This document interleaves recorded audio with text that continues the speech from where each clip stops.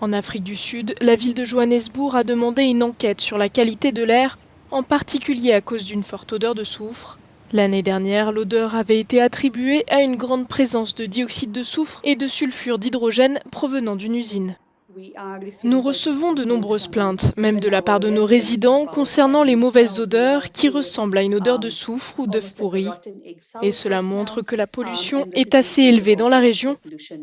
Même s'ils disent que ce n'est pas dangereux et que ce n'est pas toxique, les produits chimiques généralement présents dans la pollution de l'air, la plupart de ces polluants auront un effet sur la santé.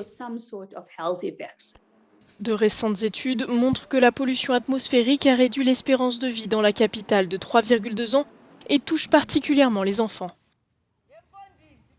La pollution irrite la réponse inflammatoire de vos tissus. Elle contribue à beaucoup de maladies, les maladies cardio-pulmonaires, les accidents vasculaires cérébraux, par exemple les maladies pulmonaires obstructives chroniques, l'asthme et le cancer du poumon.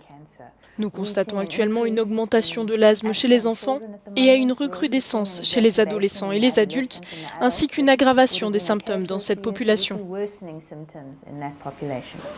L'Afrique du Sud possède un taux de particules fines 1,4 fois supérieur aux recommandations de l'OMS.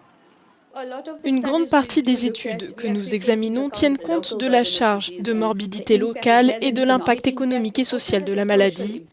Non seulement elle a un impact sur la santé, mais elle exerce une pression sur les systèmes de santé qui sont déjà très sollicités. Nous avons définitivement besoin d'une réponse plus vigoureuse.